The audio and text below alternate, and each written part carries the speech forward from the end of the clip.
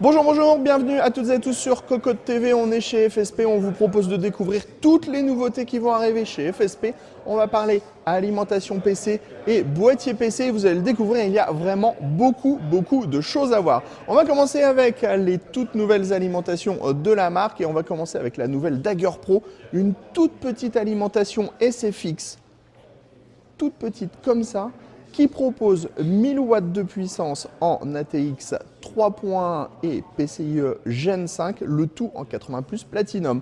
On va donc avoir un ventilateur de 92 mm sur le dessus, un design intégralement modulaire avec pas du 12VH Power mais du 12V26, donc les tout nouveaux connecteurs à destination des cartes graphiques. On va être sur une profondeur qui est ultra limitée. On va avoir le design que l'on connaît avec le nid d'abeille à l'arrière pour extraire l'air chaud. Et à l'intérieur, on va retrouver des énormes radiateurs pour dissiper la chaleur et avec des condensateurs japonais, comme on vous le disait, le tout avec 1000 watts de puissance en 80 Plus Platinum. On a également une nouvelle gamme qui va arriver chez FSP, ce sont les Vita. Alors, on ne va pas finir dans le noir, heureusement pour nous. Donc, on va avoir les Vita qui vont arriver en plusieurs déclinaisons, donc avec des câbles semi-modulaires, avec des câbles modulaires. On aura du 80 Plus bronze et du 80 Plus gold si je ne me trompe pas. Ici, on est sur les gammes GM, donc gold modulaire. On est sur de l'ATX 3.1 avec les connecteurs 12V26.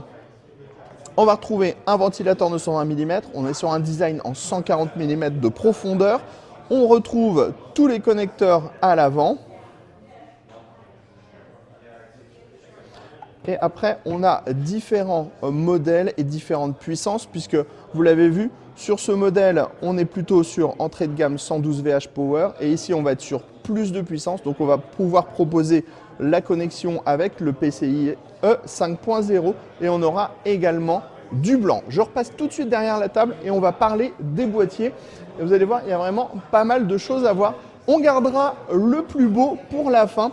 On va tout d'abord vous parler du CMT 580. Donc c'est assez intéressant puisqu'on est sur un boîtier orienté Airflow, full mesh à l'avant, full mesh sur le dessus, avec à l'intérieur une installation qui va se faire avec une compatibilité ATX et EATX. Et en fait, l'alimentation va venir à l'avant du boîtier pour pouvoir libérer le plus d'espace possible au niveau de la carte mère. On voit bien que les points d'ancrage sont disponibles jusqu'au EATX. Ensuite, on pourra mettre des cartes graphiques en full size et c'est livré avec 3 ventilateurs de 120 mm dans la partie basse. Au niveau du tarif, on sera sur 90 $ environ. Ça va arriver en blanc classique, en noir classique, en blanc avec RGB et en noir avec RGB. Celui-là, on en parlera tout à l'heure. On va s'intéresser au CST 360. Donc on est un petit peu sur le même principe que le 580 qu'on vient de découvrir. On va être sur un boîtier qui va proposer en fait un design permettant d'installer une carte mère plutôt grand format. Donc là, on est sur du micro ATX avec une carte graphique qui pourra aller jusqu'à la 4090. On est sur du full mesh à l'avant, on est sur du full mesh sur la partie supérieure. On a une connectique qui est ultra complète avec USB 3.0 et type C. Et c'est pareil, on va retrouver de base 2 ventilateurs, donc un 120 mm à l'avant et un 120 mm à l'arrière. Et le tarif est de 70 $ environ. Ensuite, on va vous parler du CMT 380 qui va arriver en version black, en version white, en version RGB et en version sans RGB. Donc on est sur un boîtier panoramique avec une vision à 270 degrés sur les composants. C'est orienté ventilation via l'arrière du boîtier avec 2 ventilateurs de 120 mm. On a un ventilateur de 120 mm à l'arrière pour pouvoir extraire l'air chaud. On a 2 panneaux en verre trempé et au niveau du tarif, on sera dans l'ordre des 100 $ à peu près. Ensuite, on a le morceau de choix, à savoir le CUT 593. C'est pas facile à dire les références. Donc c'est le tout nouveau boîtier haut de gamme de FSP. Alors, haut de gamme dans le traitement, haut de gamme dans les fonctionnalités, mais au niveau du tarif, on sera sur quelque chose qui sera vraiment très accessible. La première version qui arrive sans RGB et sans câble à l'arrière sera disponible à partir de 100 $. La version avec des ventilateurs à RGB sera disponible à partir de 120 $.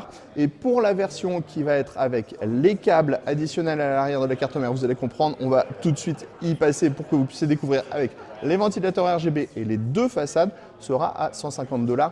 Alors en euros, on sera peut-être à 170 € quand on aura ajouté la TVA et les taxes d'importation. Au niveau du design, clairement, c'est un boîtier qui est ultra beau, on peut le dire.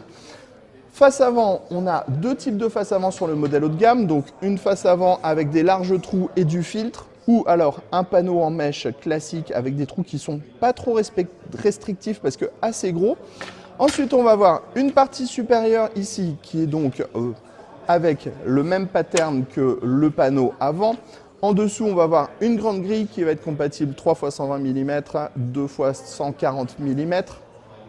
On pourra mettre des ventilateurs sur le dessus puisqu'on a 25 mm d'espace disponible. Donc on pourra faire du push-pull au niveau du water cooling si on a envie. Vous voyez, pour remettre le tout en place, c'est hyper simple, une petite vis à main à l'arrière.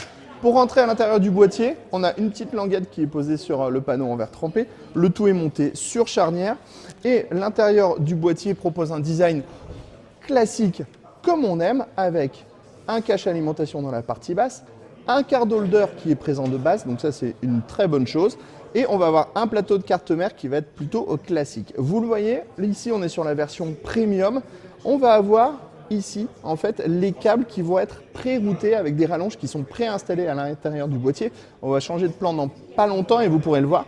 Et on a ce système au niveau des deux ventilateurs 8 pins et également au niveau du 24 broches ATX.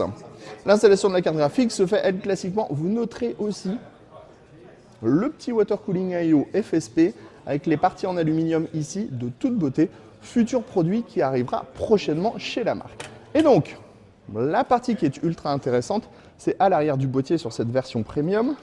Donc, je me permets de démonter la porte. Et en fait, on voit que c'est directement pré-routé à l'intérieur du boîtier. C'est-à-dire que vous allez retrouver des rallonges pour le 24 broches ATX et une double rallonge pour les 8 pins CPU. Ce qui veut dire que en fait, vous allez ouvrir la partie basse de votre boîtier comme ceci pour faire le cable management. Vous allez brancher directement ici et en fait, vous n'aurez quasiment plus aucun câble à passer. Donc, vous aurez potentiellement les câbles pour la carte graphique, mais ça s'arrête là puisque tout le reste va prendre place dans la partie basse. Et c'est pour ça d'ailleurs qu'on a un petit peu moins d'espace que ce qu'on a d'habitude, mais ça c'est juste un panneau après, derrière lequel on pourra passer quand même des câbles. Donc ça permet d'avoir un design qui est super sympa côté gauche et côté droit puisqu'on a un panneau en verre trempé des deux côtés. On vous rappelle les tarifs pour ces différentes versions. La version classique sans RGB devra arriver à 100 $. On sera à 120 $ pour la version avec les ventilateurs RGB. On a 4 ventilateurs de base qui sont présents dans le boîtier. C'est 340 mm à l'avant et 140 mm à l'arrière. Et la version premium avec les deux faces avant, les 4 ventilateurs RGB et les câbles pré-routés et pré-câblés sera aux alentours des 150 $. Allez, sur ce, on a fait le tour complet des nouveautés FSP ici à Taipei. On vous dit à très bientôt.